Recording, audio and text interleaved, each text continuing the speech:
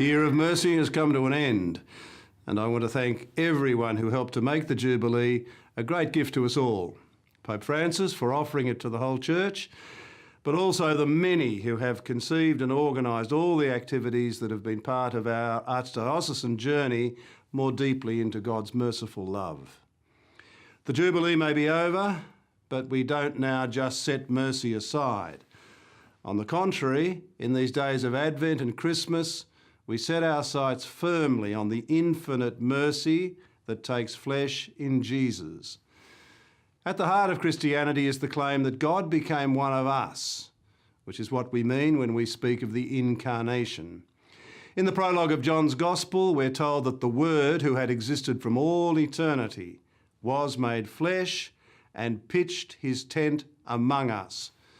It's extraordinary to claim that the God whom neither time nor space can contain became a human being at a particular time and in a particular place. But that's what we celebrate through Advent and the Christmas season. Now, this puts a bomb under any sense that the material world in general and the flesh in particular are bad.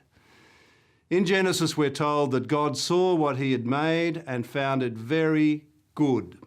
Christmas says that God saw what he had made and, seeing its goodness disfigured, decided to become part of his own creation, to restore it to the glory he intended from the beginning. The God who takes flesh deals not in abstractions, but in facts. Likewise, the Church that worships the mystery of the Word made flesh needs to deal with facts. That's where mercy starts.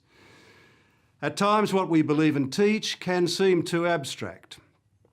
That's the sense I had listening to certain voices at last year's synod on marriage and the family in Rome. What I heard at times was logical and perhaps even beautiful in a way, but it didn't seem to put down roots in the soil of human experience, and it would have been incomprehensible to most people outside the synod hall. Back in 1975, Pope Paul VI said that the split between the gospel and culture is the drama of our time. Now, in the years since then, the truth of that has become only more apparent.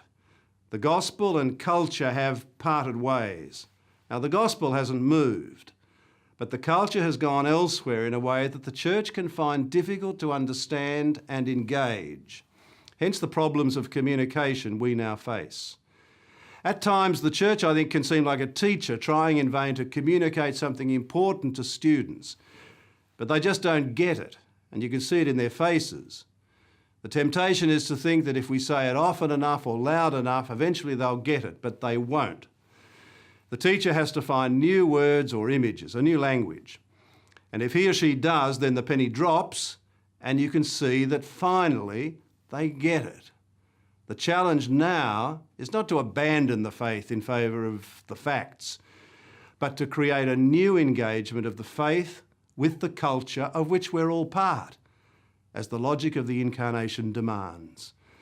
Now, that's not as easy as it sounds, because the facts have changed very quickly and dramatically, and that process won't slow down or cease. Part of this new engagement will be a reconsideration of church structures and strategies, which can be based at times upon the facts of another era. They may have been brilliantly successful once upon a time when things were different, but they're not what's required now in a situation where the facts have changed. During the synod process of 2014 and 2015, Pope Francis invited the whole Church to consider marriage and the family in the light of the changed and changing facts. This is a vital area where the split between the gospel and culture is perhaps more apparent than in any other area of human life. What the Church believes and teaches and what the wider culture thinks and does have been moving in different directions for quite some time. Now, the Church can't just look the other way in the belief that the wider culture is somehow doomed. That's not the Catholic way. We're a Church who, because we take the incarnation seriously, take culture seriously and seek to engage it as creatively as we can. This means we have to be in touch with reality rather than inhabiting some abstract world. which can produce what the Holy Father has called dry and lifeless doctrine and a cold, bureaucratic morality. That's not the Catholic way either. Now, at times the facts can seem unfriendly to Catholic belief and teaching. But according to the psychologist Carl Rogers, the facts are friendly, by which he means something like the truth will set you free. The question for us now is, how might unfriendly seeming facts actually be friendly? Or to put the question a bit differently, where is God in the midst of the mess? The real God is there somewhere, somehow. But it's a challenge to discern God's presence when the facts seem not just messy, but unfriendly. Pope Francis has spoken often of the need for the whole church, not just the pastors, to undergo a pastoral conversion. Now, the word pastoral can mean many things, but it doesn't mean that we compromise the truths of the faith. It does mean, however, that we get in touch with the facts of human experience.